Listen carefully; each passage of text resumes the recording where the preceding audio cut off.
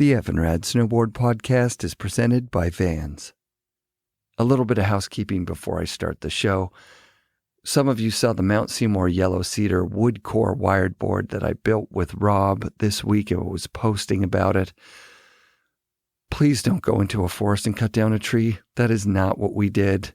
We used a fallen tree and we actually had a Haida master carver, Clarence Mills, come and cut the wood for us. And we're still clearing the wood coming from the forest with the Tsleil-Waututh Nation, the people of the inlet who have lived in and along the territory that includes Mount Seymour since time out of mind. If we don't get permission, I'm going to give the snowboard to the Tsleil-Waututh so someone can choose one of their snowboarding youth to enjoy the heck out of it like I have been this week. The board ride's awesome, and I'll update you guys on how this pans out. Also, I want to thank Dr. Devin from New Greens for creating such a great product that has become a part of my snowboard regimen. I drink a New Green smoothie on the way up the hill in the morning, and it gives me energy through to lunchtime, and it's delicious. Go to newgreens.com and buy some right now. A lot of you have been reaching out about the microdosing thing, which makes me really happy because I believe that microdosing can really improve your mood. I said that on John Roth's episode, but not in the coolest way. Sometimes I get a bit gossipy on the show, and it's something I want to improve on. I'm sorry I said my wife was way easier to be around on microdoses. It's simply not the truth, and it misrepresented how rad she is all the time, okay? I'm really lucky to have such a wonderful, supportive, magical wife, and I'm sorry I was careless with my words. Okay, on with the show. Season 6 of FNRad is sponsored by Wired Snowboards, the Boardroom Snowboard Shop, Anon Optics, Ocean Rose Organics, and Finest Quality Crow's Nest Barbershops, Tribute Boar Shop in Nelson, BC, and Stance Socks. See clearly with the Anon Goggle and Lens Collection featuring unique frame designs and a full spectrum of lens tints for superior clarity in any condition. I've been mostly using the Anon Sync frames this season, which offer the terrain-defining clarity of Perceive optics and the convenience of their M-Fusion magnetic latch system to secure and guide lenses into place. Full perimeter venting ensures maximum airflow for a clear, fog-free view in all conditions. And it works. Grab a pair of Anon goggles from an authorized retailer in your hometown.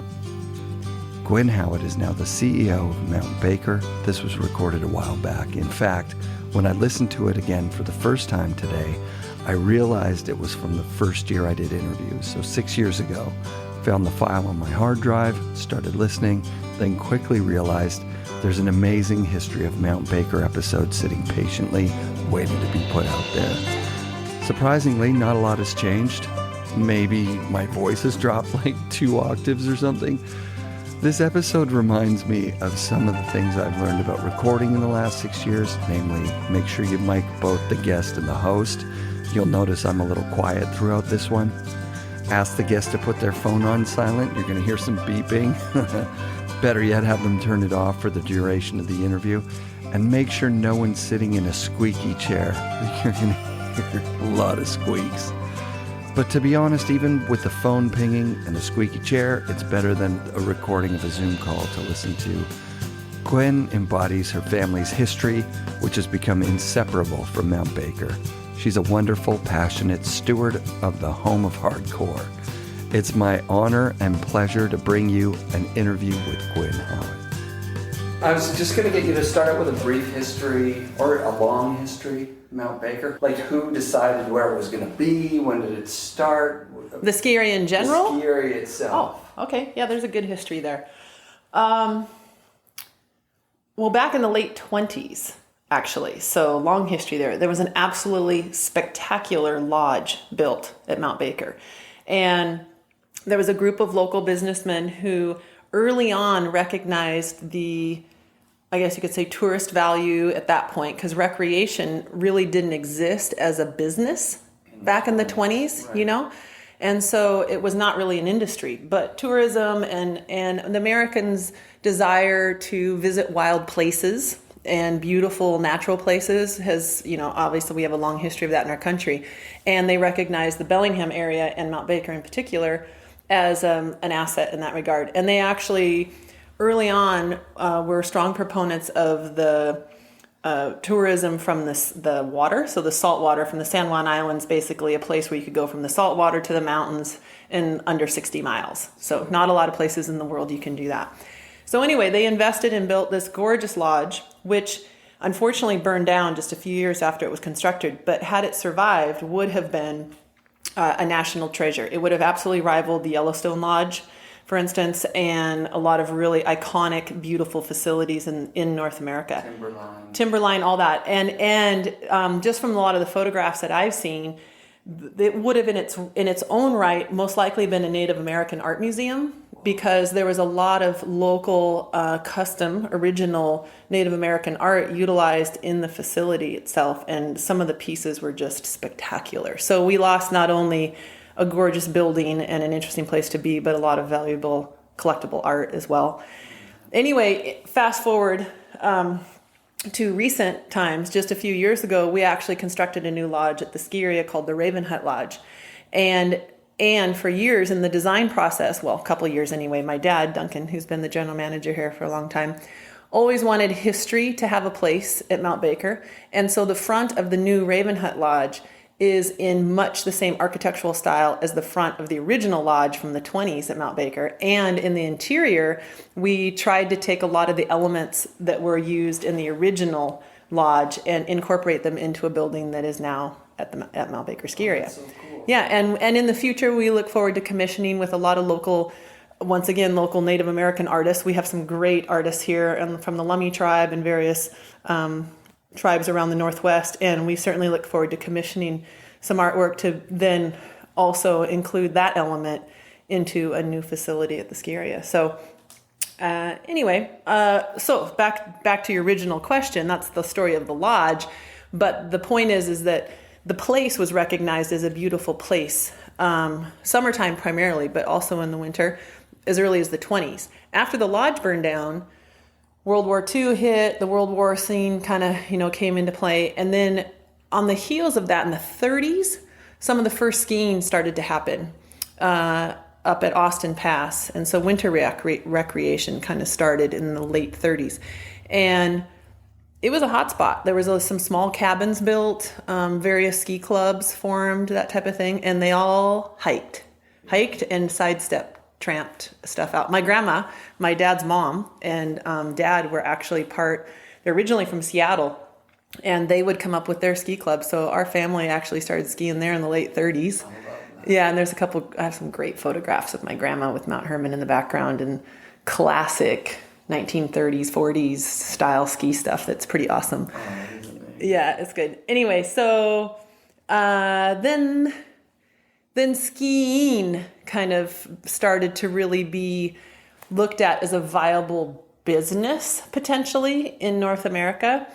And at that time also, there were people actually doing it at Mount Baker ski area. But the DOT, the Department of Transportation, just had a hell of a time keeping that road clear in the winter, as you can imagine, with the old time snow blowers and everything. So they threatened to shut down the road and not plow it because there were kind of these occasional skiers and a few people who would come up in the winter. So in light of that, some local businessmen here in Bellingham got together and formed Mount Baker Recreation Company and raised enough money through stock sales. So we're actually a small, closely held stock organization. And they built Chair One. And let me tell you, that was a gutsy move, Mav, because of all the places you could have chosen to build a lift before helicopters, no crane access, straight up pan dome, like up the chute. That was all hand built. It was amazing. It was an engineering feat, really. And that lift, that original lift that was built in 1953, was only replaced in 2008. It's like the old 57 Chevys, They were built to last. Yeah. and that lift existed in an area that gets world record snowfall. Mm-hmm. And most likely, even though we officially set the world record for snowfall in winter of 98, 99, Honestly, I think that there was probably a previous world record in the winter of 72 because we had just a huge amount of snow, but the record keeping wouldn't have been sufficient to document a world record. But we know that it was just a lot of snow. And so that lift, the original lift that was built, lived through essentially a couple world record snowfalls and, all kinds. It was dug out in 98, 99. Yeah. Like it was a trench that I don't remember if it was 20 feet deep. It seemed like it seemed impossible. Yeah. And the fact that, there's snow creep. So snow as it sits on the ground slides like a glacier. So the fact that the towers had a very unique shape to them, and the way they were engineered, they knew that they needed to withstand a huge amount of snow base and creep and all that kind of stuff. So back in the 50s, with chairlift design being very new, I mean, there were no regulations or design criteria or anything for the construction of chairlifts. And so, the people that designed this were winging it and using their own best judgment. And it lasted until 2008. They did a heck of a job. Yeah, that's incredible. Yeah. And mostly the upgrade was more because of the drive station and the engines and a lot of that. And, machinery eventually gets some wear and tear, but, and it was an old double chair. So it was time to upgrade it to a quad just for capacity. But anyway, so that was, in 53, the first chairlift was built and pretty successful. And then our family came to Baker in 68. Okay. No, 53, excuse me. It was built in 53. Our family came here in 68. Yeah. And my dad actually became the general manager when he was 24 years old. And there were 2 chairlifts. The third one was just being constructed. So these chairs are numbered by when they were put in? In order. Typically? In the order of Yeah. Oh, I've taken that for granted for so many years. We had no idea. I mean, I had no idea. I've ridden them all. Yeah, they're numbered in the order. Was the last one that they put up. Yeah, they're numbered in the order that they were built. I would have never thought that, really. But it's common sense. Maybe I'm just the only person in the world that doesn't know that. Yeah, that's awesome. There you go. Yeah, because Cherry was right about when I moved out here, 93. Oh, yeah. Is that around the same time? Cherry? 91, 92, 93, 7. We built 7 first. Yeah. And then the White Salmon Lodge, and then Cherry 8. Yeah, I think I may have been up here the year before White Salmon. The great dilemma, however, there's 2 very quirky things about the way Mount Baker, the way we've numbered our chairlifts or named them. So back in the day, there used to be 2 chairs that ran straight up to the existing lift line of chair 5. Right. There were 2 double chairs right next to each other. Yeah. Like you could practically reach out and touch your buddy across the aisle. That was the 70s version of a quad chair, basically, is what that was. Exactly. That's no safety bars. Quad chairs had not been invented, so that's what we did. Yeah. and when we replaced it, we didn't know what to do with the chair number 4 for naming purposes. Right. And so for a couple of years, we called it chair 4.5 and we called it chair whatever, because, anyway, and then we decided we actually moved the name chair 4 from the lift that used to service the half pipe in the side of the Banked Slalom to the Shaxson side of the up and up chair. So we also have this chair that goes up one side and down the other side of the hill. Yeah. And it's one chair technically because it only has one drive station, but it has 2 sides to it, and people would get so damn confused as to where they were on the mountain. So we took chair 4 and named one side of that lift chair 4 and the other side is chair 3. Oh, that makes sense. Anyway, so that's awesome. Yeah, that's some funny stuff there. So your dad moved here in 68?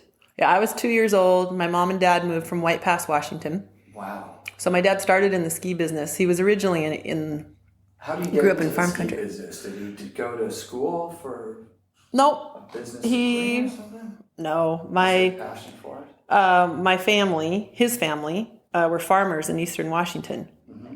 And my grandma, the one who we have pictures of at Mount Herman, just always loved skiing and loved the mountains. And so she would trudge up there with my dad to White Pass when he was a kid, and she taught him how to ski at White Pass. And then when he was old enough, he thought it was pretty neat and wanted to get a job. And when he was going to community college in Yakima, and so he just got a job working at the ski area.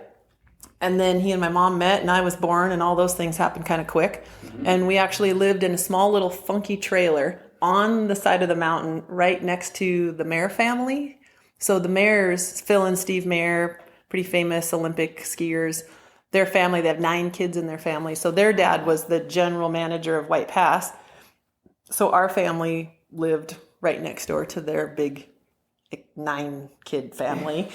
And my dad worked there for a couple of years. And then my mom decided she wanted to go to college and get her teaching degree. So she looked at Western, and Western had one of the best departments. So they decided to move to Bellingham.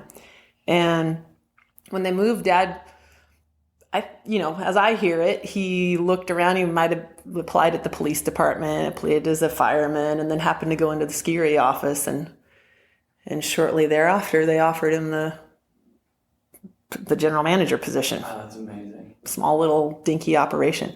Tough days. Tough operation then. We were only open on weekends. Yeah. So you can imagine that it would snow all week, Baker style. And then they'd have to come up. I don't even know how long it took them to undig and prepare the ski area for weekend operation. If they started on Thursday, because, then it's still continuously snowing a lot of the time. Anyway, I remember as a kid, though, driving up in preparation for the weekend, and just driving through tunnels of snow. Yeah. And the equipment back then was very challenging. Snowcats, and we have none of the technology then, of course, that exists now, which is why my dad to this day absolutely, I think one of his favorite things in the world is to drive a snowcat. And every time he gets the opportunity to buy a new piston bully or a new snowcat, he gets so excited because he'll look at me and he'll go, we'll plunk down close to $250,000 on a snowcat. And he's like, it's worth every penny because these things are so good compared to what we used to have to do. So was there a lot of hand digging? Oh, yeah. Well, that's a picture. We're sitting here in our corporate office, and there's a picture of Dad. That's part of him preparing the chairs right there. That picture of the guy loading lifts on. That's chair 3. And they did a lot of literally hand digging to prepare all the ramps, unshovel all the chairs themselves would just be like this huge amount of weight on the chairlift line because the snow piled up over the week. So they'd have to hand dig clear all the chairs. So they're moving one chair, clearing the chair, moving the next chair. Holy smokes. They were fit. Yeah. Well, I was going to ask about the Pro Patrol. Kind of tying in the Pro Patrol and the access to the backcountry. Because when I came here in '93, the access to the backcountry was pretty much wide open. Mm-hmm. I don't even remember there being a gate at that time. People would hike up to the top of hemispheres, whenever. But did the Pro Patrol come in kind of at the same time as gating off the access and putting in more safety measures for access to the side country stuff? Oh, no. It was known as the avalanche control team. Okay. And avalanche control has always been an essential part of anybody accessing Mount Baker. So my dad actually used to do the avalanche control work at the ski area. Him and the Forest Service ranger, the two of them did all of the snow control work for the entire ski area in the mornings. And did they use decommissioned explosives? Oh, yeah. Military and all that stuff? Oh, yeah. And he actually got buried. He almost died in the chute underneath Chair 1 year. No transceivers or beacons or anything like that, happened to clear himself in airspace. And I don't know, I don't even know the full details. It's one of those stories, He was in the white room for a while, for sure. And anyway, so, we're a Class A avalanche area, you know, and so it's always been a part of what we do. And then from there, we had the avalanche control team that specialized in that. And then forever, for the most part, we've had a volunteer ski patrol. Right. Then in the 80s, probably, I'm going to say, the idea of a pro patrol, a full-time position that was ski patrol and snow control related, avalanche control related, kind of came into being. And that was in place long before our general backcountry policies. So they were more specialized medical people, I would say. Right. And then all licensed blasters and all skilled with avalanche control. And then part of what prompted our backcountry policy as it exists today, which has been in place since 99, was a combination of things, certainly, but, precipitated by a particular event. But what we were noticing is with snowboarding coming in to Baker, that people just started going a lot more places, and that snowboarders in general were super motivated to go find fresh snow, like they still are today. And there was just a lot more of it then, I think. But so people the whole idea of backcountry was a pretty small amount of people. Like when I was skiing and through my high school years and a lot of that, it almost pains me to say this, but you could get as much powder as you wanted at Baker during operation hours inbounds. You could ski your ass off all day long and have great, pretty much first track skiing. So that's what I got to grow up with. Like where my sister and I would go, okay, let's see, it's 3:00. Well, we could probably still go over and find some stuff in Powder Valley. And we'd go to the top of Chair 1, and sure enough, we'd go find fresh tracks right off Powder Valley, at 3:00 in the afternoon on a Saturday. So those times did exist. And because of that, I know what people are gunning for. Like I know why they care about lining up early and how motivated people are to get a little piece of that. For me now, I'll take a long hike out for one good powder run down, and I'm pretty damn happy for the day. Exactly. So I understand all that and have lived it, and in that people started experimenting and with that desire, with that need, the powder need, and so we started seeing a lot more people go out. Where in the past, people didn't really do that. Yeah, it'd be a handful of people. The odd person, because the skis, the 210, 20 centimeters underfoot, kind of thing was happening. But snowboards opened up a whole new world, obviously. So we were seeing this, and we were seeing people on snowboards in particular who would get super proficient. They were damn good riders, so they could handle the terrain, but had no goddamn clue about the mountains. Because they could learn in, 2 seasons what took skiers on these 210 planks, 10 years of being in the mountains, ability-wise to learn. Right. So by the time you'd spent that much time perfecting your skill as a skier, you had a pretty good sense of what the snow would do, what the terrain would do, what avalanches were, all that. Snowboarders, in general, broad statement. Clueless might have been a good word to use. Clueless was the word. And so we'd sit in bounds sometimes and look out and just be like, oh God, what are they thinking? Having spent a lifetime in the mountains, knowing and seeing certain things on Hemisphere Slide and all that. It was youth, invincible youth at its best, for sure. Well, we would head straight to the cornice. That was we'd talk about it before we come up here. The first thing I want to do is hike up. As soon as there's a boot pack, let's go up. Let's be able to jump right on the edge of the cornice. That's the dumbest idea possible. Into that flat light in the worst zone you could possibly be in. Yeah, right into Rumble Gully. Let's build a jump off the cornice into Rumble Gully. Yeah, and we'll be sitting there patting it down let's knock something loose. And I can't believe that we ever did it. But there wasn't backcountry awareness in snowboarding until the mid-90s. Well, so along that line, in our world record year, 98-99, Valentine's Day of 99, we had a catastrophic avalanche in the backcountry into Rumble Gully. That pretty much the exact spot off of the Beast, what's known as the Beast. 19-foot crown. 19 foot. Oh. Okay, just imagine how much snow that is. So much snow. 2 people died. And actually, absolute tragic and deepest sympathies to those families. But we're very, very lucky that it wasn't more people. And it cleared the valley. We figured it was running over 100 miles an hour. and it ran the full length of the valley. And I was on the probe line down looking for one of the kids that was down lower, who we did not find until the following spring. Might have even been the spring after, actually.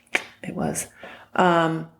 Anyway, and from the positions that they were in very vulnerable positions, as were a lot of other people too. But these two in particular were in vulnerable positions. And at that point, the volume of people going out, the interest that people had, the fact that it was an endeavor that was there to stay. I mean, people just really gravitated to the backcountry at that point. And it was a phenomenon that we recognized was not going to go away anytime soon. So we sat down immediately after that with the Forest Service, the Sheriff's Department, because technically that is wilderness area. It's not ski area land. Right. And we are very strong proponents of the public maintaining access to public lands. I mean, it's people's right. We as individual citizens, own it and own access to it. But we were trying to find a balance of respecting that premise and also being reasonable about the expectation of how people use it, not recklessly, And so we developed a policy that relates to the ski area itself. And so the policy is that if you are leaving the ski area boundary, so if you're inside the ski area and you're going through the boundary out into the backcountry, or if you've been out in the backcountry and you want to come back into the ski area, that's when our policy applies. So, and we worked with the Forest Service and the Whatcom County Sheriff's Department, because the Sheriff's Department is in charge of search and rescue in the national forest and the wilderness area, to kind of essentially get their blessing and all work together on a solution. So that's what we came up with as far as the baseline of the policy. And then what is the policy was the next question. And really, we just sat down and said, okay, well, what's reasonable? Like if we were going to go out there and I was going to take my sister or my mom or my family or, friends, what's practical? And that's where the 6 things of our policy came into play, which are 3 of them have to do with knowledge. So it's not just that you go into the backcountry somewhere and you have, the transceiver, the shovel, and the partner, and you're safe. It's the knowledge of your route, knowledge of the terrain, knowledge of the conditions, and knowledge of the weather that's going to keep you from having to use those other 3. Right. And so that's the part we felt was really strong, is understanding that really it's about decision making and it's about education is much more than it's about technology. And then as soon as we decided that, then we realized, well, how are we going to expect these people to know this? Because there was no place that the average person could go to learn about avalanches then, right, or learn about snow safety. It's like, okay, you could go to a professional school for avalanche control workers, but you're into it for $400 or $500. You'd have to travel to Colorado or somewhere in BC. You'd have to do this long drawn out deal.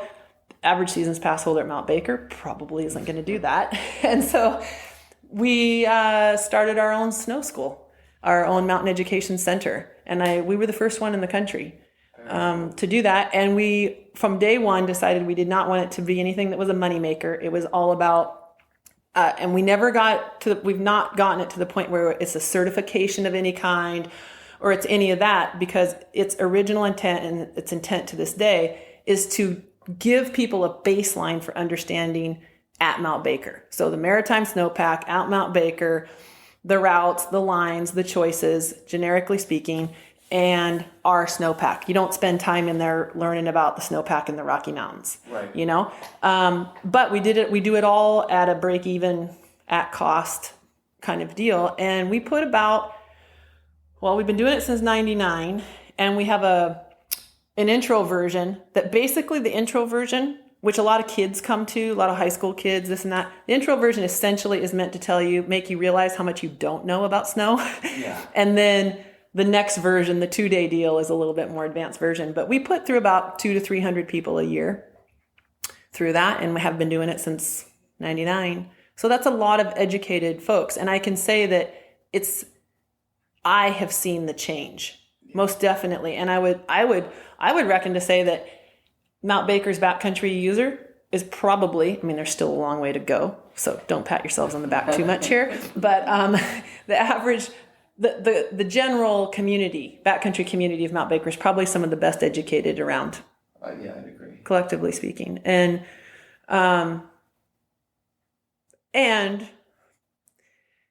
you know, but now it's like, now the technical information to some degree has been passed on to people, but you know, you always get new people coming through the sport, so it's an ongoing effort. And the other thing that I've noticed, our real challenge has been, so people will go out there and I'll stand at the gate checking people, which we don't really technically have gates, but we have a place you can go through the boundary at any point if you have your gear and all the stuff for the policy. But we go to the places where most people are going out. Yeah. And they'll stand there. I'll stand there on some days, and I mean, you know, we got 4 feet of new, it's warming up 20 degrees or, you know, whatever. Yeah. They're heading to a spot that's, you know, this super steep zone that's got all the aspects that have been sliding, all this. And they'll recite all the data. You know, they'll tell me everything about the forecast. They'll tell me what's happening, that the danger's going up, that this or that. And I'll ask them, well, when would you not go? Right. And a lot of people cannot answer that question. That's the reason I don't own a snowmobile. Yeah, when would you not go? Because I can't imagine being at the top of an aspect that's just perfect with perfect snow and not going. Because you need to know when not to go. Yeah. And if you don't have if you have all the information but you make the wrong choice, it sucks for everybody, really. Oh, in a big way. You know, I spend a lot of time on the water. Water is actually my wilderness now. And I surf ski paddle in, you know, some big water in Hawaii and the gorge and around various places. And the thing about being on the water, surfing or whatever, is you can see it. You can see how big the wave is. You know, you can feel the wind coming at you and say, okay, it's blowing 25, you know, the swell's at 6, 8, whatever feet, you know, that kind of thing. That's my money zone, or that's my limit, or that's my whatever. Right. You know that? Right. Well, snow is a form of water, and it has all those tales to tell. It has all that criteria to tell you by which to make your decision, but it's all under the snow. Mm-hmm. And so how you read it and how you see it is important. And not only that, but then just simply understanding your own line. Like, I know that when I get into the gorge and it's smoke on the water and it's blowing 45, that's beyond what I want to do. Right. You know? Yeah. But there's guys, some friends of mine, who will go out there in it, and that's like a choice day to them. Yeah. You know? So, but you got to have the skill and the knowledge and all that kind of stuff to do it. But I feel like that's kind of the next layer for people, is just really understanding where that limit is. And the interesting thing is, through the course of a given season, that can change for people, because you get more physically fit, you get more skilled. So what you're willing to tolerate at a level of risk early in the season might be very different than later in the season. But also later in the season, you're dealing with other considerations, because now the snowpack's super big, you know, all the anchors are covered, all this other kind of stuff. So it's a very dynamic, well, obviously it's a very dynamic environment. It's the mountains, but I don't know that people view it that way, and how they interact with it as you age, as you get injured, as you get new equipment, as you, whatever it all is, as you're with a different partner that day, you know, all those things factors. You've gone here before, and that can be really risky. That feeling of like, oh, I know this zone. Well, what is it they say? There's some crazy, I think of that totally, from this crazy statistic that an incredibly high percentage of car accidents happen within a mile of people's homes. Right. Because they're just so used to the area and they're on autopilot. Yeah. You get lulled by complacency. So how did Mount Baker come to be on the Shuskin arm of Mount Baker, as opposed to actually like Mount Hood or whatever on the Cascade? I don't know the story of that. I actually don't know who made that final decision. I think it's a function of the road. Yeah. Originally, I don't think they didn't build the road to build a ski area. Right. They built the road. So coming up the valley by Glacier and up the Nooksack River Valley for access is what made sense. And then I'm sure they just picked the ski area location because the road existed there to access it, and then also it's where the snow line was. It's beautiful. I always get lost where I am in comparison to the Mount Baker that I look at from Vancouver. I'm like, what part of Mount Baker am I looking at when I'm up at the top of Chair 1? Yeah. You know what I mean? Because everybody looks at that and says, oh, there's Mount Baker. Oh, yeah. But that's not even... And where is Shuckskin from... I don't see it from Vancouver, right? It's hidden? No. And the crazy thing is Mount Shuckson looks so big when you're at the White Salmon Lodge. It just looks massive, especially even compared to how Baker looks from the ski area. Right. But when you view... Shuckson is actually a relatively small mountain when viewed from like the North Cascades Highway and things. Looking back, Shuckson looks teeny weeny. Or when you fly, I've been very disoriented when I've flown over the ski area because the volcano is just massive when you fly over it. And Shuckson just looks kind of like another average little bump on the landscape. So it's pretty interesting. The geography of the area is really astounding. One telltale, as far as about Mount Baker, the volcano, an iconic element of the shape of Mount Baker that I always have appreciated is Mount Baker has an arm to it. Here you go. This right here is from Bellingham. I always know, like when you look at photographs or you see it drawn or something, where someone was standing when they were viewing it or thinking about it, because this pinnacle is always on the left if you're looking at it from the ski area, but when you're in Bellingham, it's on the right. Oh, right, because Bellingham's over the other side of this, looking that way. Yeah, and so sometimes people have put Baker, like I've had people in our marketing department or something like that have wanted to use just a picture of Baker that looked pretty. And I'm like, hey, wait a second, that was taken from Bellingham. You can tell because it's the opposite. It's reverse. But the mountain is so symmetrical otherwise that it's hard to tell unless you pay attention to that. You mentioned the volcano aspect of it. I know it's made the cover of the Vancouver Sun, but like we're under ash if that thing, even up there, if that thing explodes like Mount St. Helens. It's part of the same mountain range, right? Yes, it's all part of it's definitely part of the same mountain range. And prior to St. Helens blowing, Baker went through a pretty active cycle where you'd be in the ski area and you could see it steaming. You could smell the sulfur. Like down at the bottom of Chair 2. I was at the bottom of Chair 2 one day, and it was when I was younger, so this is a pretty distinctive memory, but the whole ski area smelled like sulfur, and when you got to the top of the lift, you could see the steam and the smoke from it. And so the geologists, volcanists were actually watching Baker quite closely. And some friends of mine were actually on the Chair 1 going to do avalanche control work when St. Helens blew, and they couldn't see Baker, but they felt the earthquake essentially. Right. And the lift, they were like held onto the chairlift and were like hanging on. And then people had to wait the whole chair ride to get to the top to see if Baker had exploded. Right. Erupted. And then they were actually quite surprised when they got to the top and didn't see any activity, and then found out later it was St. Helens. It's insane. But since then, interestingly, on occasion the other side steams out a bit, but smokes out. But it's been much more quiet after that. Let's talk about the Mount Baker Banked Slalom, when it started. What was Mount Baker like at the beginning of the Banked Slalom? Because this was year 30, is that right? Yeah, well, so it was going to be our 30, and then we didn't have enough snow, so now it's going to be our 30 this next year because it will snow this year. Yeah, so we're going to count the next one as 30. Yeah, we're having a leap year. Yeah. It's bound to happen in a 30-year run. Twice.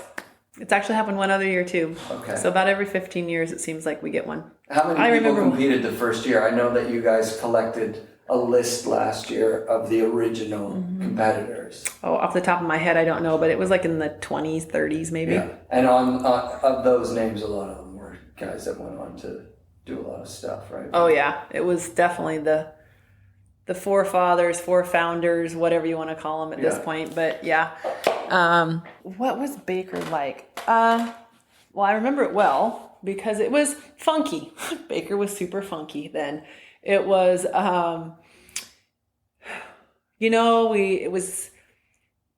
it was really unknown. It was pretty backwoods, very local. And you would, talk to somebody outside of Washington State about Mount Baker and they had no idea where you were talking about. And we had all double chairs, funky lodge, the Heather Meadows Lodge, built in the 50s, added on in the 70s. Everything had a pretty retro feel, I'm going to say. Even then, in the 80s, it had a retro feel. So that's saying something.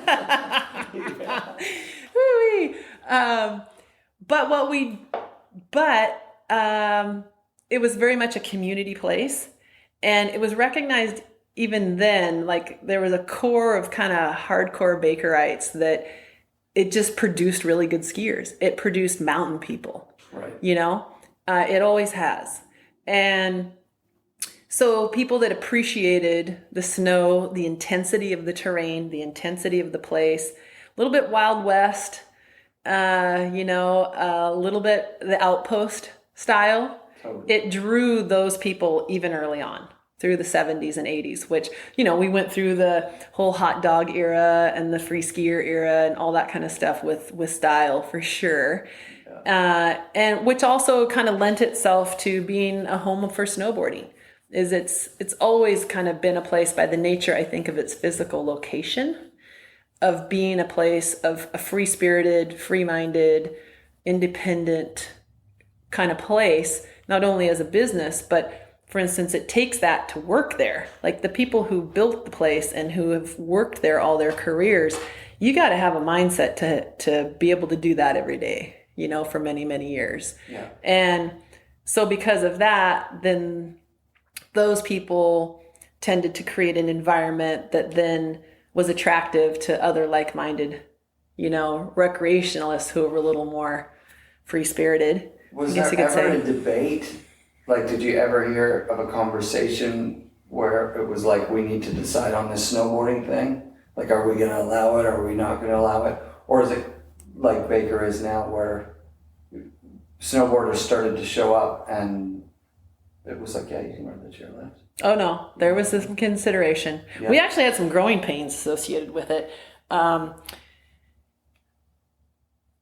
It started with kind of one of those deals that was like, hey, yeah, we got something new we want to try. A rumbling of the next new thing, sure. Of which coming out of the 70s, there were plenty of those. I mean, it was not unusual to have somebody with a new idea of how to hurt themselves on the mountain. How to have fun on the mountain. But it was like, they'd come up with the craziest shit. Like, yeah, nutso. I remember like I can't even remember what they're called anymore, but the ski bikes, the two skis in the back, the one ski in the front. Yeah. Just pounding the moguls in those things, and stuff. People doing crazy stuff. So anyway, when snowboarding came along, it's not like it was the first thing ever to be invented new on the mountain. Right. But the challenge became, okay, is this legit or not? Because everything up until then, not so legit. Right. And the other key thing is there is a technical term for what we were concerned about with snowboarding. Is it a directional device? Okay. Because the difference, what separates allowing something like inner tubing or ski bikes or whatever it is on the mountain, right, from an overall standpoint for us is, can the operator actually change directions and stop proficiently, right. to avoid another person on the hill or unload the lift or whatever it is. Right. And Chair 5 and 6 would have just been a nightmare for someone with fins and zero edge control. Like I came out in 93 and even last year, Chair 5. It's not that. Well, insane. It's insane early season. Well, Chair 1, the old original Chair 1, was pretty much part of the reason that step-in bindings were originally invented for snowboarding. It was like the motivation of getting out. Totally. The chairlift. Absolutely. Yeah. You're right. But, so that just kind of goes to show how flexible we were, because relative to the other stuff that had come along, snowboarding was actually pretty good that way. Yeah. And so when people first started asking to be on the lift, that was what my dad was like, well, let me see you do it, because he was watching for that basically. Mm-hmm. And then when he saw that they actually could control it pretty well, and the immediate obvious link to surfing and skateboarding and all that. You just see instantly. Yeah. And so he tried it. He's like, okay, give me a board. Let me try it. Cause he's super athletic and had done a lot of different sports and stuff. And he got on it and did it, like could do it day one and had fun doing it. And so that's where it was like, okay. And then my sister, Amy, for years, I was the skier and I was outside all the time. I loved being out on the mountain. And Amy, she was younger. She's 6 years younger than I am. And she just never was really super hot on skiing. She was a proficient skier, but she didn't get super excited about it. She'd hang out in the lodge and do stuff. Anyway, I think she was like 13 or 14 maybe when this all happened. And after Dad tried snowboarding, Amy got her hands on one of the original Sims snowboards. Yeah. And from that day on, she was first on the lift, last one in at the end of the day. Nice. And when Amy connected to snowboarding like that, and at night she would just talk about how much fun she had and what runs she did and who she was riding with and all this kind of stuff. So obviously that influenced my dad from an operations standpoint, seeing his daughter have so much fun and become so proficient at it so quickly. And so you take that, besides the fact that it was just fun for her, he was easily able to take that and translate that to the average person. Right. And say, okay, it's achievable for people. Like it's accessible for people. It's something that has a reasonable learning curve. It brings people a lot of joy. It's fun to do. It's so much fun. And so that's, from there on there, so the first the road we went down. Banked Slalom would have been 85. So how much after that, after the initial, kind of acceptance to Mount Baker?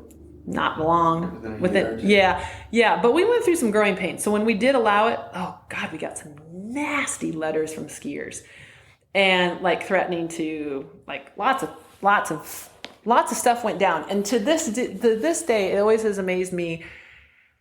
That somebody hasn't done like a sociological study on the integration of snowboarding on the mountains, because it's taken for granted for now, I would say, for the most part. Yeah. But Amy had things thrown at her from chairlifts, like cans, bottles, like aggressive. Yeah. I had some, I worked here. I began working here at the ski area at the time. And some of the absolute, it was obviously straight up prejudice, but the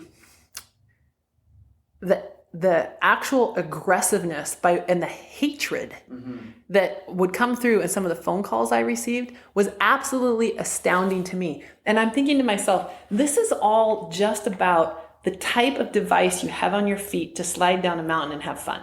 Right. And yet I'm seeing this happening, and which motivated me even more to integrate it. I was like not tolerant of those kind of attitudes. Now there's a practical side to some of it. And some of the practical side that we didn't really anticipate, but was happening, is snowboarders have a blind side, and all the skiers are used to skiing fall line, and the skiers like to go straight down the mountain for the most part, and snowboarders go back and forth because it's more fun. And, it's like rules of the road. There's some courtesy and some etiquette that needed to be developed. Yeah. And so there's some practical things that had to come into play to solve some of the problems. And the other thing that caused the, dissension and angst amongst the two groups. But the other thing is that the snowboarders were definitely prided themselves in being the rebels. Oh, for sure. It was the alternative sport, for sure. And that's part of what the draw was. And it was much more kind of punk style. Yeah. Now it blows my mind that it's so mainstream. In fact, from where it has come, the roots from which it's come. But because of that, some of them were kind of assholes. Oh, absolutely. And so prided themselves and being assholes in lift line and in front of kids at the ski area, and stuff that just wasn't the kind of behavior you could really tolerate in an area that's meant to be for a variety of folks. Right. In a bar at 2:00 in the morning, that's one thing. Right. In the bottom of lift line at chair 2, when you got a bunch of the little Como kids standing there, not okay. Did you have instances of pros coming up and just saying like, hey, I'm a pro, give me a ticket, and then they would cause problems on the mountain? Or was it? There were no pros then yet. Yeah. So they were all just thinking they wanted to be pros, which was really also a whole nother level of ego and issue. But then, oh yeah, then they'd start, oh yeah, all that stuff, but whatever, we only you took it had so legends. seriously. You had legends that grew up here at Mount Baker. Yeah. And were a lot of them affiliated with the resort at all, or were they just, like Craig lived in Bellingham and come up here, like go to the pass office and buy a pass every year and just ride independently, or was he a part of the mountain in that he'd get feedback or any of that kind of stuff? We never, I learned early on that there's one thing you can do to feed the ego of some pros is sponsor them as a ski area. And so, and I realized that Baker was creating so many good riders. It did. That how could you choose? Either I'm going to end up giving away passes to every snowboarder up there practically or whatever. And the other thing is that I've always wanted them to ride. The other reason I didn't want to get into that is because I wanted them to ride for their sake. And I wanted the ski area them to not have ties to the ski area per se financially, and be obligatory per se as an employee essentially, or sponsored rider that way, because Baker just needed to stand on its own for its own right, is how I always felt. And so to this day, we support access for filming companies to the ski area, but we don't sponsor movies. We don't sponsor riders. We don't do any of that, because it's everybody's mountain in that regard. And no one person, just because somebody's a pro, doesn't mean in my mind they're more special than the guy who is killing it on a Thursday morning out there, who I know, comes up and rides for 3 hours, and then he goes home or goes to work for the rest of the day and takes care of his kid in the evening. Right. So Mountain Seymour had a lot of problems when they weaned the pros off there, because they put in a pro program, which included photographers, filmers, and a couple of dozen pros at one point. And when they started to claw back and say, look, okay, you guys are drinking too much beer in the bar. We're going to have to change that so you don't have a tab. Actually, you're eating too much food now, so we're going to there's no more free food on your passes. And the whole time, these guys are just like, oh, then fine, we're not going to put photo credit for Seymour on any of these photos. It was a real struggle back and forth. Yeah. And there was a sense of entitlement that a lot of those guys had that turned the resort off of. But I think they still do sponsor kids. Geez, I don't even know how they do that. I think it makes sense. I mean, every ski area has a different marketing need. Yeah. And every ski area from a business standpoint is probably trying to figure out how to get their name out there. I mean, that's what marketing is. But we've taken a bit of a different approach with that in a in a general sense. Early on, when we knew that Baker, we are very limited. We're limited by the amount of area that we have in our permit. We're limited by the fact that you drive up this super twisty, twindy, windy mountain road, and we're at the dead end of that. So we're not near any large metropolitan area to draw a large number of people. We are dictated, and we're 100% off the grid too. I don't know if you know that, but we are 100% off the grid. Wow. So we do all our own electricity, power systems, water systems, communication systems, the whole 9 yards. And that's been always. Always. And so, we were kind of the original conservationists, because it's always been in our best interest. Yeah. We had energy efficiency going back in the 70s when that was not even a word, I don't think. So anyway, but because of that, it's always been about the natural place. Yeah. As the men and women who built the original lodge in the 20s recognized, right? So we decided early on, when we, Whistler and these guys are building villages, and people are, other ski areas are putting multi-million dollars into various real estate developments, et cetera, that we were not going to be able to do that. So how are we going to be different? Well, it's going to need to be about the place. It's going to need to be about the skiing and the snowboarding. So we don't allow any corporate advertising at the ski area. Awesome. For instance. So for years, which this was a bit of a risk. I mean, I remember the day that my dad and I kind of decided this, and we kind of built this template on what we would want. Right. How would we want to go visit this place and be this place? Yeah. How would we want this place to feel? And so no corporate advertising. There's no logos on our trail map, on our website, on the lift towers, on the chairlifts.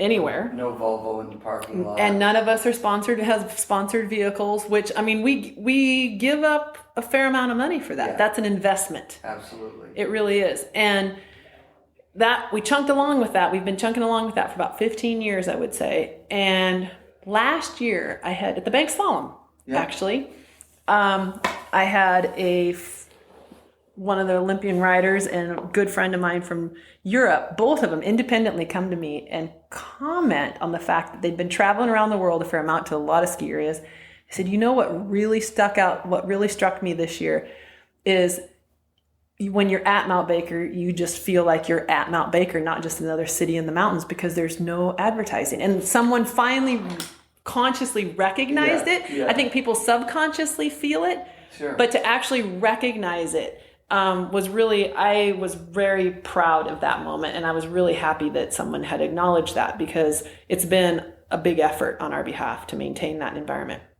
So anyway, that kind of, and the other thing is we don't buy a lot of advertising. We don't do marketing slogans per se, Bus, all that kind of stuff. No, if we do any kind of advertising, it will be just strictly about what our product is, how much a lift ticket is, and a picture of the mountain, right. Or something like that. But we don't do any catchy slogans or whatever. And along that same line with stories, I don't pre-write stories for people,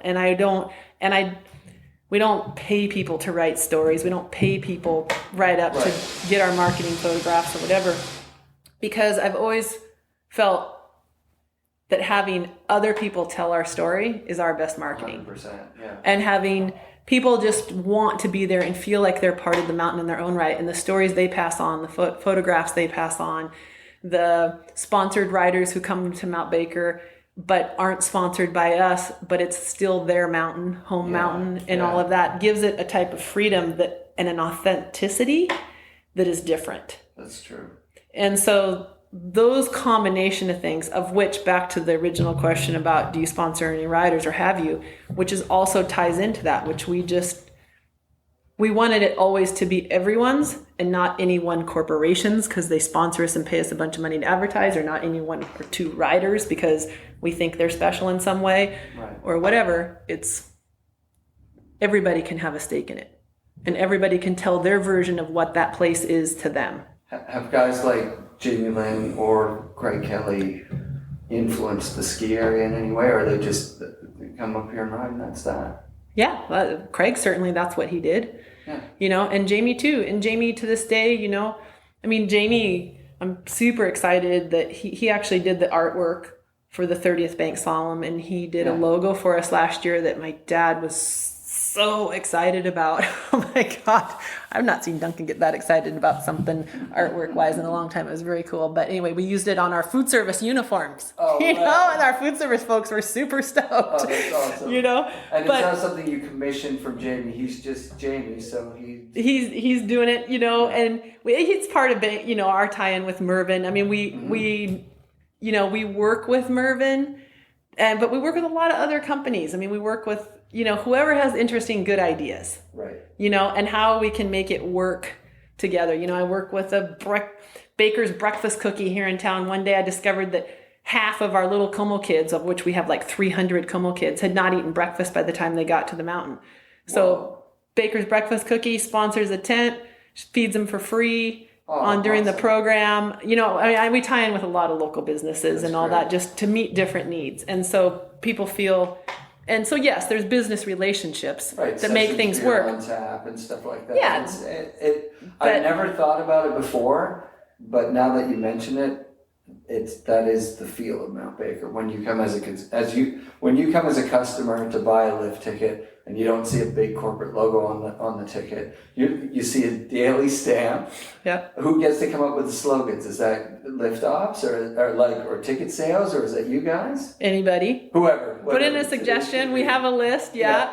Sometimes we sit around on rainy afternoons in the ticket office when it's slow and brainstorm. Sometimes customers come up to the window and they'll go, "Oh, I got one," and then we'll write it down. Oh, that's amazing. Or whatever. So it's kind of fun. That sounds a lot like Mervyn Manufacturing guys like Pete and Mike. Yeah. I know I was on a trip with them to Montana one time, and I like their marketing is they're just doing they're just living their life. Yeah. Hey, write that down. Yeah. And then that's an ad. Yep. And you're like, that ad makes no sense. Yeah. But it works so well. It's perfect. That's awesome. Yeah. It's really cool to know that Mount Baker, Mervyn, and companies like that can exist and not have to bow down to the corporate agenda that's everywhere in the world, like you say. You just become your own corporate agenda. It's pretty fun. Yeah, right. Actually. And, the thing is that I didn't go to school in marketing. I didn't do any of that. I think what we've done is just really, which takes effort. You have to keep your eye on it. But if you do what you want, in terms of what makes sense to you and what resonates with you, certainly with other people's input, but if you start there from a place of authenticity and not trying to always outthink yourself with what does someone else want or what would be cool to someone else.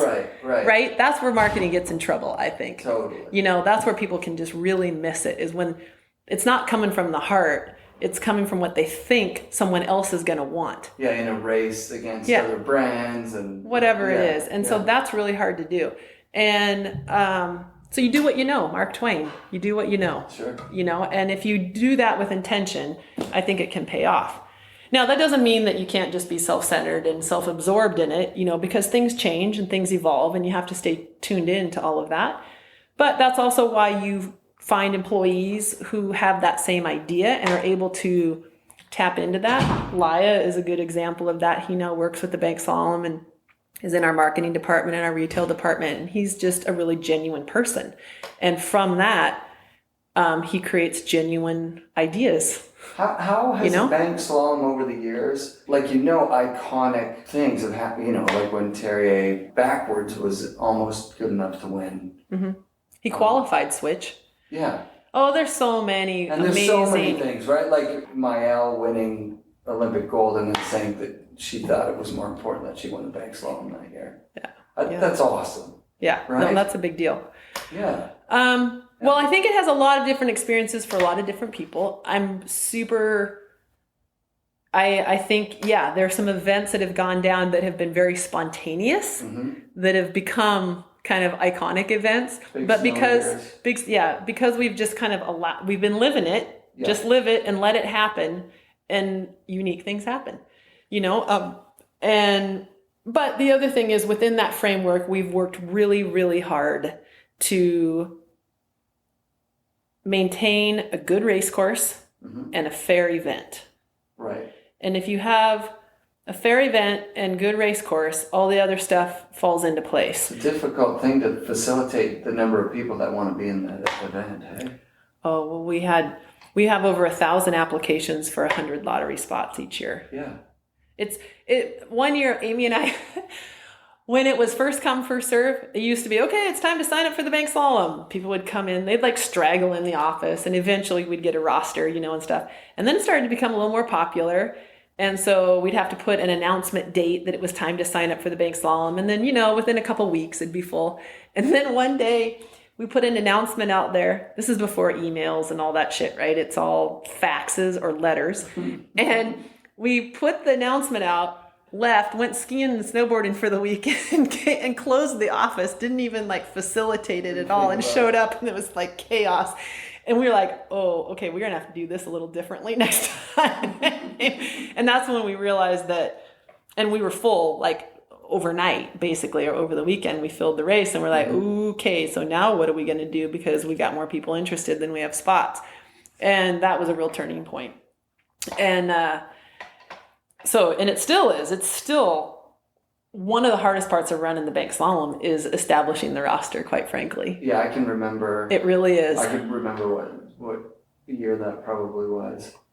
Because you could go in the Banked Slalom in the early 90s if you wanted to win. You just went. Just walk up and sign up. Yeah, exactly. So, it's not quite some of that anymore. But is it fun to see the same people year after year, like the Masters division, or people that have been coming for 20 years and you see them once a year?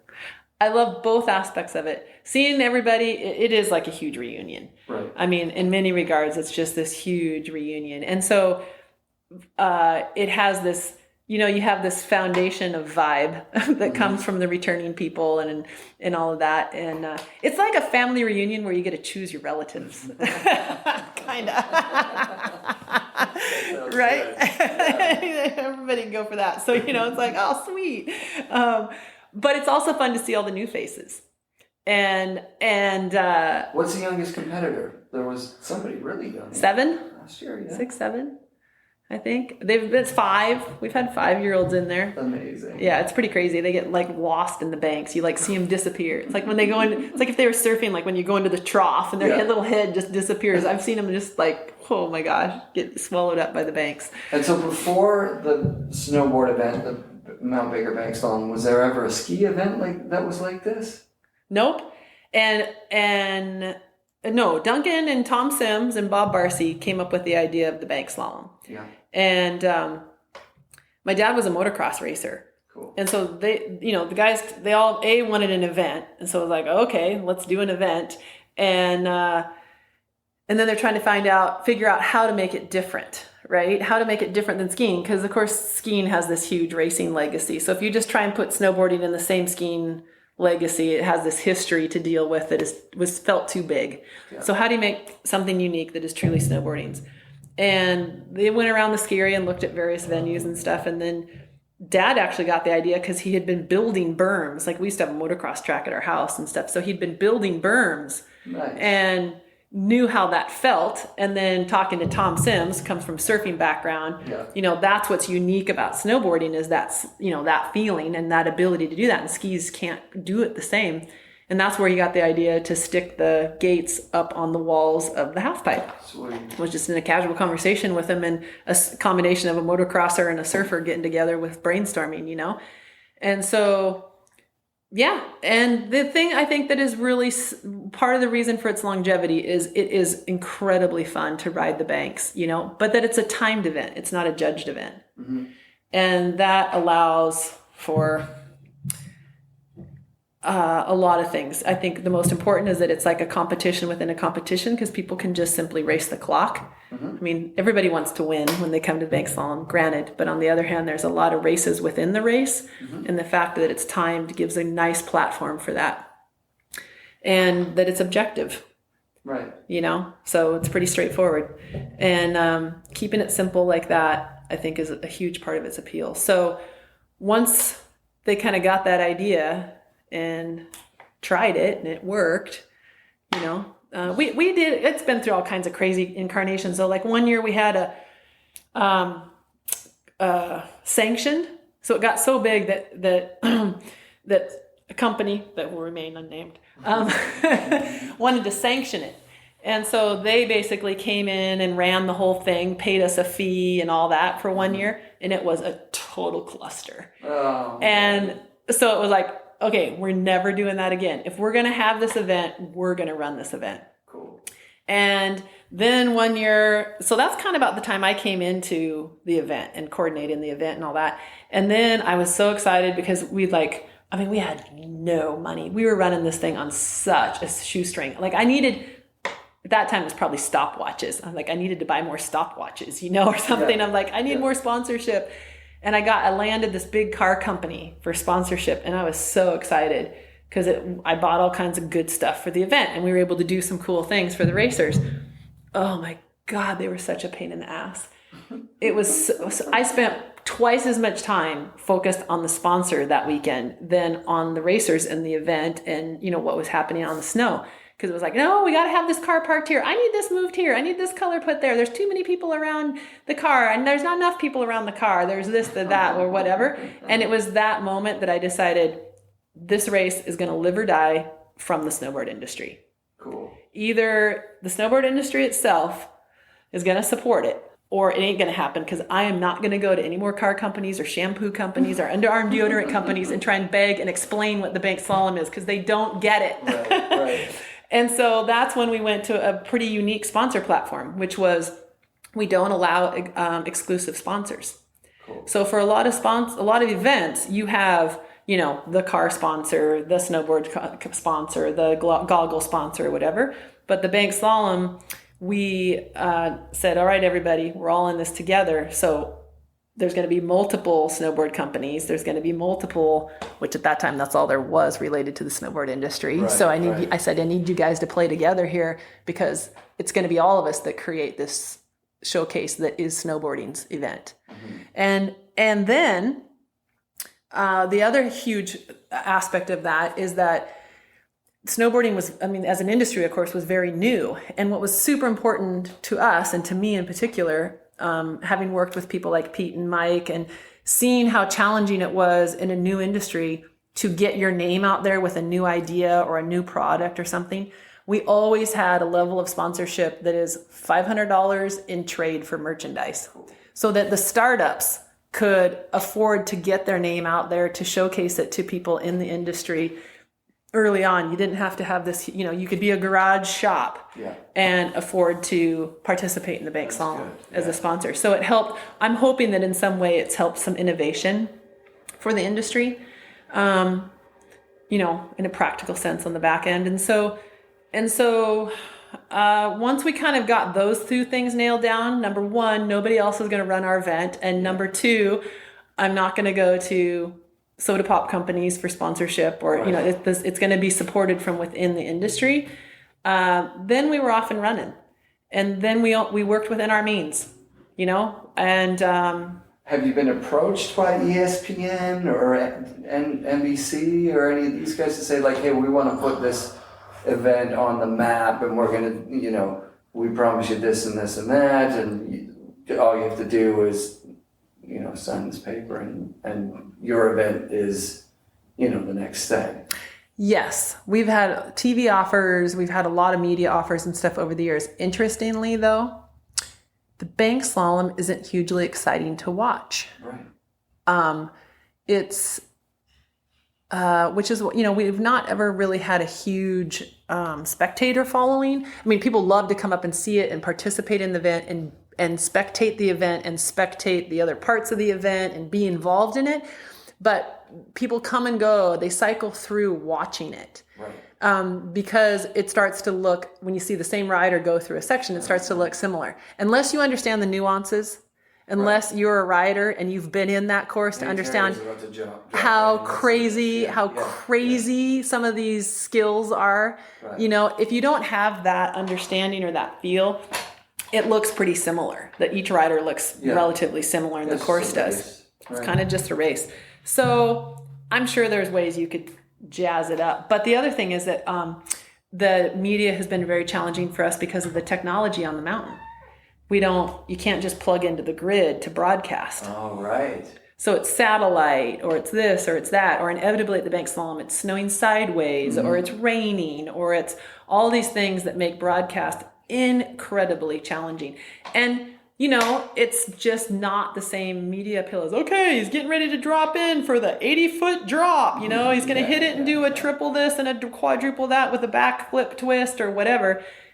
When I moved up to Vancouver in 1993 from Ontario, I already knew Mount Baker was somewhere I wanted to go. I'd seen the Mount Baker hardcore stickers from those guys. And there were videos out that showcased Mount Baker that just made it look insane. Mm-hmm. And I'll tell you, Mount Baker in 98, 99, I think I'll grow old and we'll always talk about that season. You want to talk about that a little bit? Was that just, did it not snow for every single day in February? It was the 40 days and 40 nights. 40 days and 40 nights. It really, truly was. Yeah. And we had 308 inches of snowfall in February alone. Mm-hmm. It was something to see. There were nights it would snow so hard, so fast that the ski area would shut down. And we'd be up there at night, and where they'd plowed the road, the sides of the roads against the snowbank would fill in, and the road would become a half pipe. And we'd take our cars. My sister and the guys did this, where they'd take a tow rope, and you could cruise around at night and go up on the banks like this on the side of the road in basically half pipe style, getting towed by a Subaru. you know, but it had snowed that much since, you know, the ski area shut down in dinner time. Right. Like that's how fast it was coming out of the sky.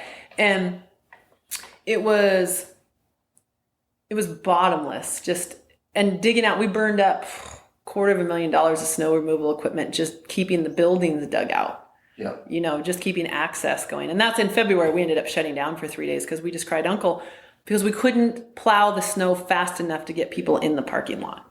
I was up here on a day where the snow report said, if there's ever been a day to call in sick to work, today is the day. We've had over 100, I'm calling from Canada, I get it in centimeters. Is that right? Yeah. We've had over 100 centimeters in the past 24 hours with 70 centimeters overnight. And I did call in sick. I called my buddy at 5 a.m. or whatever, and I said to him, if we don't go today, you know, we'll never go. Let's get your 4x4. We have to. And it was the best day. But there were so many good days that year. Oh yeah. It was just. Was there an explosion that year of people accessing the backcountry? Was that?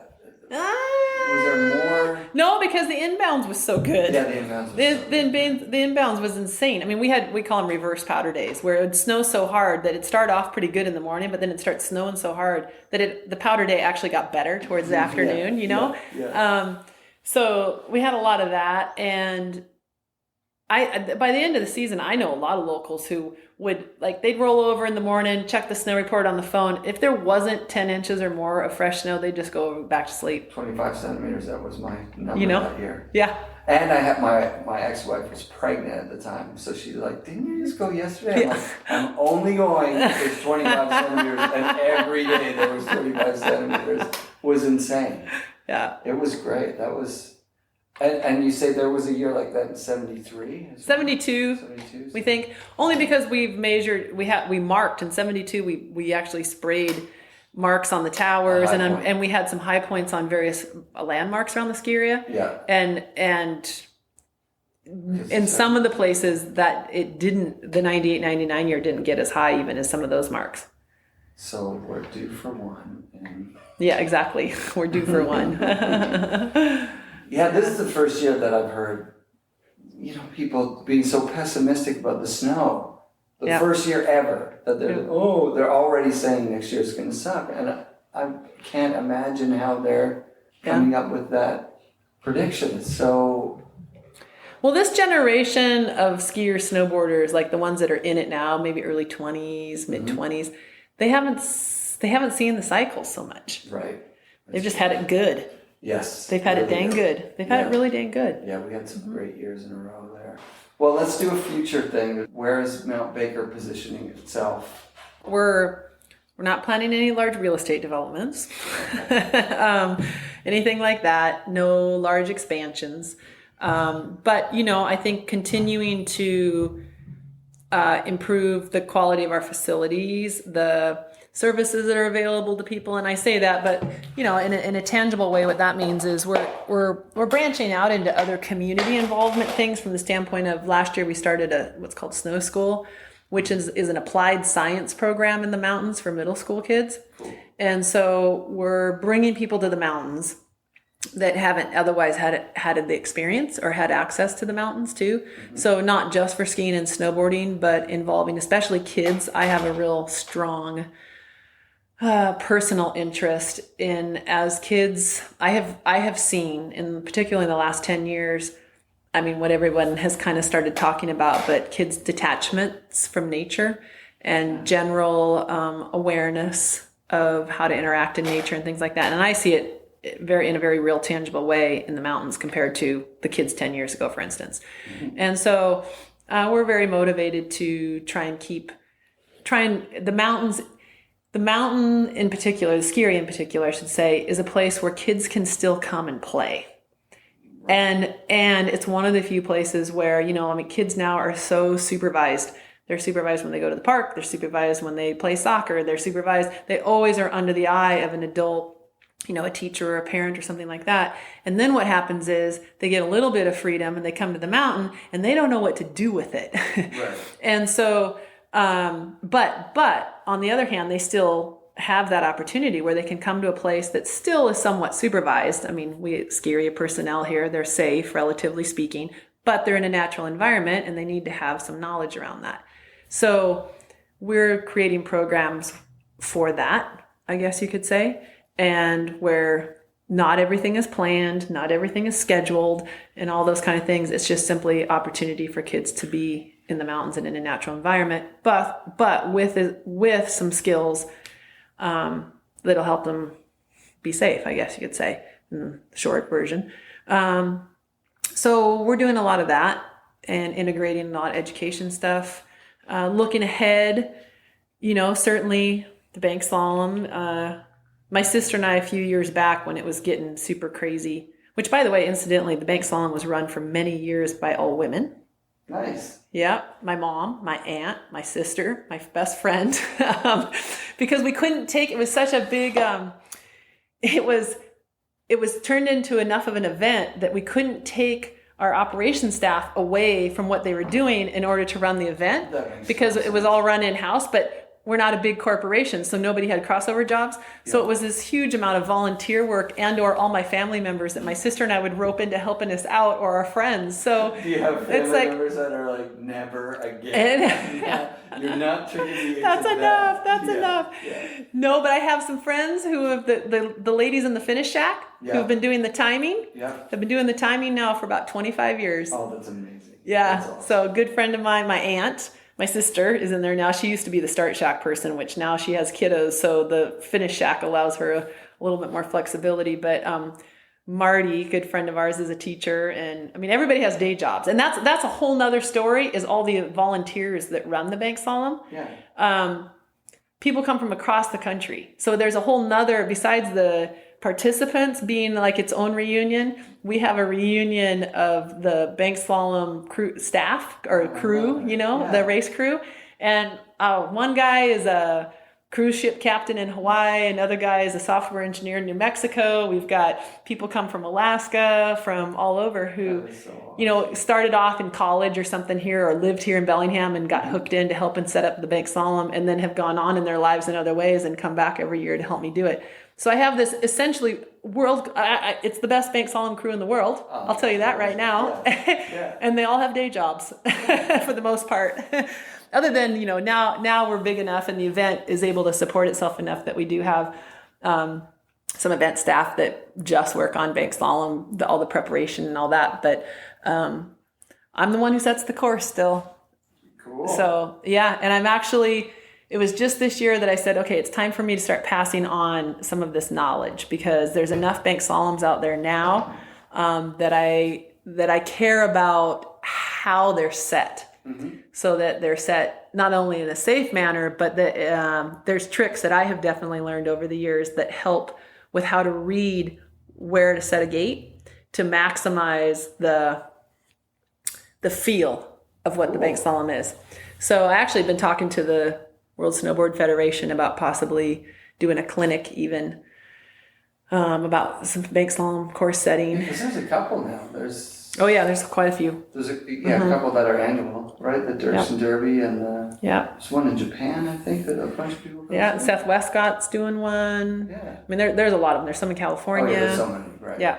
So some consistency, that would be another interesting thing is, Banked Slalom has always been kind of a free spirit idea. Yeah. But on the other hand, they're definitely, from my own experience, you can definitely set a shitty part of a race course, or you can set a really sweet race course. And I know because I've done some of both. and a couple of years ago, I set this course, and inevitably now, even to this day, whatever, almost 30 years later, I'm going to say there's usually one or two turns that I'm still always kind of like, not totally stoked with, sure. I know that I could tweak a little to make them better, but once you get the race going, you can't reset. Mm-hmm. But there was one year I nailed it, like top to bottom. It was money. Nice. And it happened to be a year when we'd gotten like, I can't remember, but it was like 12, 20 inches in fresh powder snow. It broke off and it was sunshine. And it was the most glorious looking race course that I didn't allow any media inside the race course. Don't put a single footprint in this race course because it is gorgeous, like top to bottom. And I watched the first couple riders come down, and the line was just, It was a powder. It was actually how I said it is I skied essentially, and I had some snowboarders with me. We rode a powder line down the race course. I set the gates. I fine-tuned them just slightly for the ride, and that's what got run in. That's awesome. And it was fantastic. And so I got done that year, and I remember looking up there on the first day of qualifying, and it was just money. And I thought, God, I wonder if I'll ever be able to do that again. Because this one's perfect. And Temple and those guys came through. I was like, how is it? You know, they're like, their eyes are all big, and they're like, it's awesome. I go, I know, this is a good one. Remember this one, you guys, because this is a good one. Oh, that's amazing. So, are there any plans to expand? Are you roped in by like state park lines and things like that? Oh, the ski itself? Yeah.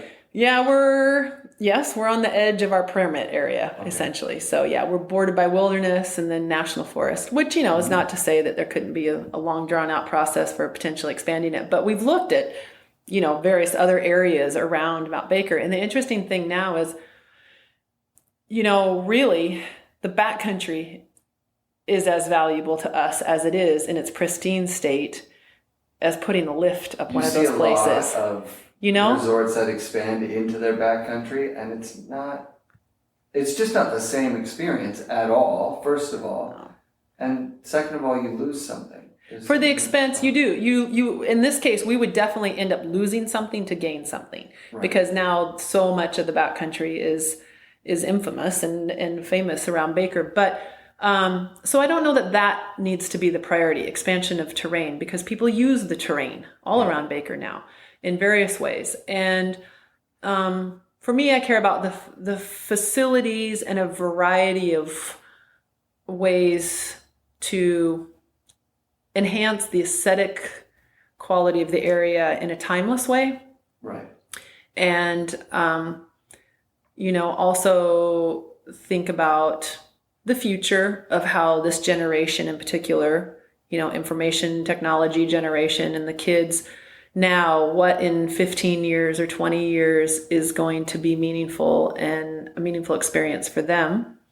And how do you need to evolve to facilitate that? Or is it going to be Baker app and tied in with your yeah, I like keeping it pretty simple. We've struggled with that, even like our Facebook and this and that. It's like it'll be interesting to see where we land with how much information, people need or want around Mount Baker. I want to keep our website active and entertaining, but I don't want to feed the experience of what Mount Baker is to people through the internet. I want people to come to Baker and experience it. That makes sense. So there's a fine line there. And that's going to be one of our challenges, I think, is expanding the ways in which people experience Baker without jeopardizing the actual true physical experience. Yeah, for sure. A positive version of that. Can you think of any questions I haven't asked that you would have liked to have answered?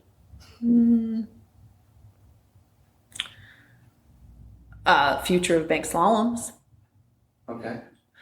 So this is actually an interesting thing. I think that Banked Slaloms in general are a very important thing for the snowboard industry right now. And I think that on the heels of extreme sports, so to speak, the extreme part of snowboarding really going through its phase here in the, this century or whatever, that I think part of the snowboarding as an industry maybe going flat a little bit is the lack of access to a competitive format of the sport that doesn't require superhuman athletic abilities or people jeopardizing their life to be competitive in the sport. And the Banked Slalom is that. A Banked Slalom is interesting. It's challenging. You can have a 7-year-old kid and an Olympic athlete on the exact same course, the exact same day, which is a very unique circumstance for any athletic endeavor. And it's challenging to both. So, and it's its own thing. It's not snowboard. It's not skiing. It's not skating. It's not surfing. It's a template and a format that is unique and special to snowboarding. So it showcases the sport. But if the kids coming into the sport have to aspire to be proficient in a super pipe or in some crazy death-defying terrain park jump, there's a very, very small portion of the general population who that's going to be a desire to. Yet some of the more popular ongoing sports have a accessible form of competition that motivates a population. And snowboarding needs that. And the Banked Slalom, I think, it could be that. If the next phase, and this is why I'm interested in passing on some of my course setting information, is because the next phase will be, how do small mom and pop ski areas build a Banked Slalom, okay, and do it well and make it fun and potentially even create their own little Wednesday night intramural or Wednesday night city league Banked Slaloms, right? Down the road, because it gives people the next thing to look forward to. So as terrain parks kind of go through their phase and half pipes and whatever else has come along, well, now something that's more accessible could be Banked Slaloms. And from a ski area operating standpoint, I know that the investment and the level of risk in terrain parks are both high. And for us, part of the reason we don't have a terrain park anymore is because they just kept getting snowed in, and quite frankly, the liability is a real issue. There are some lawsuits, that have come down out of terrain parks that would shut Mount Baker ski area down, potentially. Right. And that just puts it in the not worth it category. And that's at other, you're talking at other ski areas.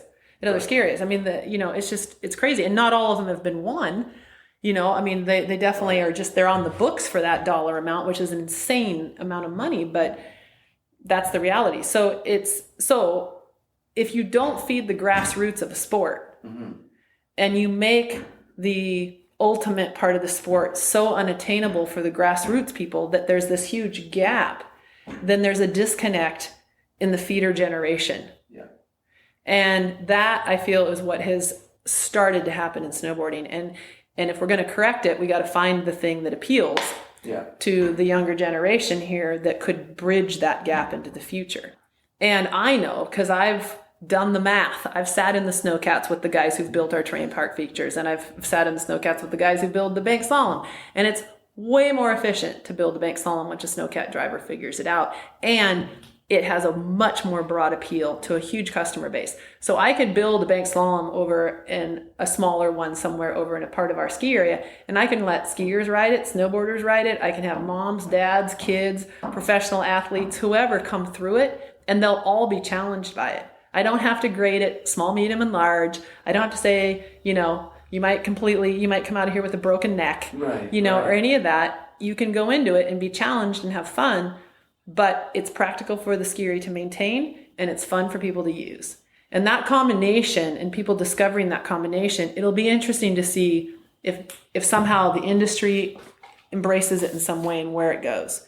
So for me, thinking about the future, not because it's just something we've done here, if we wanted, we could have trademarked the Banked Slalom name long ago. We could have patented this or that, or tried to do all those shenanigans, and that's not what's in the long-term best interest. So I guess what I'm saying is, as far as the future, we've put a lot of time into understanding what works and why it works about the Banked Slalom, and we've put the time in, and it'll be interesting. And we have said, here you go, it's open. Whoever wants this information, and whoever wants to try this for the rest of the world or the industry, here it is.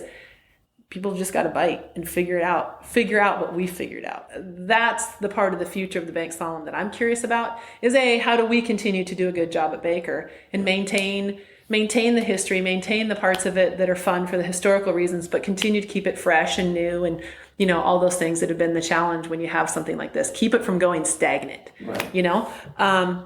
Yet on the other hand, I think I feel pretty strongly that the bank slalom concept could actually help the industry now. And there's enough information about how to do it right in a practical sense that it's worth a shot. Thanks so much for talking to me today. It's been so much fun. Okay. FNRad shoutouts this week to Gwyn Howat, Amy Howat, and of course, Duncan Howat. Thanks also to John Scarth, Myro, Jordy, the Samodian twins, and anyone else who's had my back as I learn how to use my new sled. Thank you to Linda Nichols for supporting the FNRad Foundation. You can help get kids out snowboarding who probably wouldn't have had the opportunity without your help by sending a PayPal or e-transfer payment to fnradfoundation@hotmail.com. And be sure to come back next week for another episode of the FNRad Snowboard Podcast presented by Vans and brought to you by SIA Productions.